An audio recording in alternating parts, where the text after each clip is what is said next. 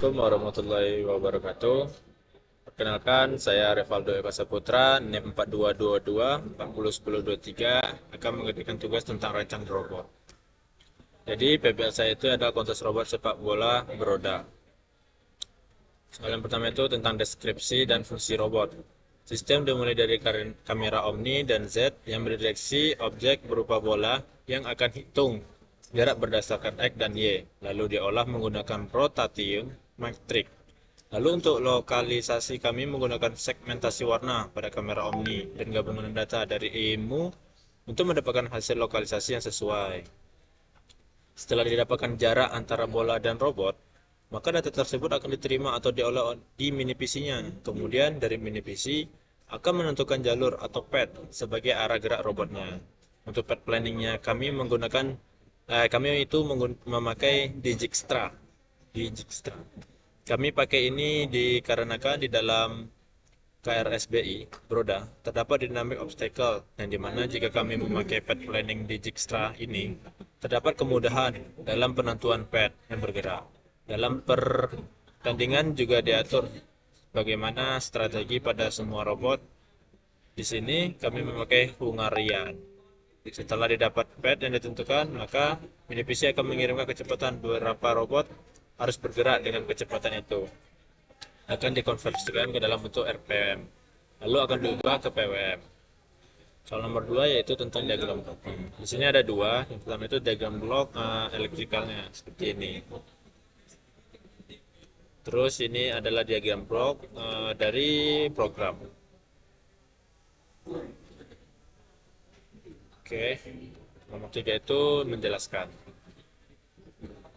Yang pertama itu diagram blok elektrikalnya, yaitu dari 3 baterai 24 volt yang dimana dua diantaranya terhubung secara paralel yang terhubung ke PCB switch terlebih dahulu, dan ketika switch ditekan, tegangan dari baterai akan mengalir ke PCB step down yang kemudian menurunkan tegangan dari 24 volt menjadi 19 volt yang sesuai dengan standar tegangan yang dibutuhkan mini PC yang kami gunakan. Kemudian, mini PC akan dihubungkan ke kamera Z dan juga Omni yang memiliki fungsi untuk mendeteksi bola dan juga gawang lawan. Lalu, data dari kamera Omni dan kamera Z akan dikirimkan oleh mini PC ke microcontroller yang kami gunakan untuk menjalankan semua sistem yang ada sesuai strategi yang disediakan. Satu baterai 24 volt yang tersedia akan masuk ke PCB Fusebox terlebih dahulu agar tegangan dipastikan aman sebelum masuk ke motor DC yang kami gunakan. Setelah tegangannya melewati fusebox dipastikan aman, tegangan ini kemudian dihubungkan ke driver motor yang ada pada robot. Kami menggunakan 3 motor driver Escon dengan motor DC Maxon 5/50 sebagai akuator penggerak robot. Jadi, tegangan akan masuk ke driver terlebih dahulu, lalu di driver akan menentukan tegangan ke motor Maxon. Driver akan dihubungkan pada microcontroller untuk mengatur kapan motor Maxon harus bergerak. Kami masih memiliki 3 motor DC lagi, yang terdiri dari 2 motor DC PG36 yang berfungsi sebagai dribble dan 1 PG28 sebagai penggerak gear pada lifter kaki robot, yaitu tuh berada di tengah sebagai lifter dari kaki robotnya. Semua motor ini dikontrol oleh driver BTS yang dimana tegangan dari fusebox akan masuk ke driver terlebih dahulu sebelum diteruskan oleh driver ke motor DC. Driver ini akan terhubung ke microcontroller untuk mengontrol pergerakan motor. Baterai 24 volt ini juga kami step down menjadi 5 volt sebagai suplai tegangan ke controller yang kami gunakan. Pada robot, terdapat juga baterai 12 volt yang juga melewati fusebox terlebih dahulu, lalu dihubungkan ke sebagai input PCB safety micro. PCB ini akan memberikan input untuk PCB booster yang akan menaikkan tegangan dari 12 volt menjadi 380 volt. Tegangan yang sudah dinaikkan ini akan dimasukkan ke PCB driver IGBT. Driver IGBT akan menghubungkan tegangan dari booster ke kapasitor 450 volt. Untuk dicas, sesudah tegangan yang dihasilkan sudah penuh, tegangan akan switch dan dialirkan ke solenoid yang akan menghasilkan tegangan elektromagnetik. Namun agar tegangan bisa dialirkan, kami menggunakan sensor proximity yang akan mendeteksi bola, apakah bola sudah ada atau tidak ada pada sistem kicker. Jika ya, sensor akan mengirimkan sinyal pada controller. yang akan mengalirkan tegangan ke solenoid. Kami juga menggunakan IMU razor yang terhubung langsung ke controller yang memiliki fungsi untuk mendeteksi posisi atau pergerakan robotnya. Sekarang masuk ke alasan pemilihan komponen. 3 baterai 24 volt. Robot kami mengkonsumsi daya cukup besar dan juga motor DC yang kami gunakan semuanya memiliki spesifikasi input tegangan 24 volt. Jadi kami menggunakan baterai 24 volt untuk mini PC yang di step down terlebih dahulu agar daya tidak cepat habis selama pertandingan atau selama penggunaan. Dan untuk motor DC agar beroperasi sesuai dengan kebutuhan kami. Setelah itu ada satu baterai ini yang 12 volt. PCB kami yang berfungsi untuk menaikkan tegangan menjadi 380 volt. Memerlukan input tegangan 12 volt. Oleh sebab itu kami menggunakan baterai 12 volt pada robot. PCB fuse box.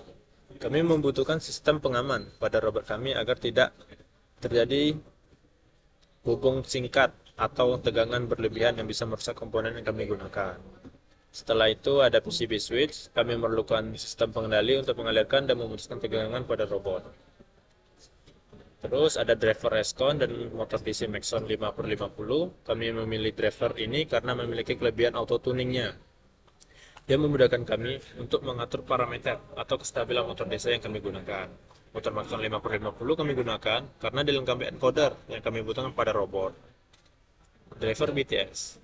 Alasan kami menggunakan komponen ini adalah karena motor yang kami gunakan membutuhkan driver yang bisa berjalan dengan input tegangan 24 volt. Di samping itu, driver BTS memiliki daya tahan yang kuat, bisa digunakan dalam waktu yang lama.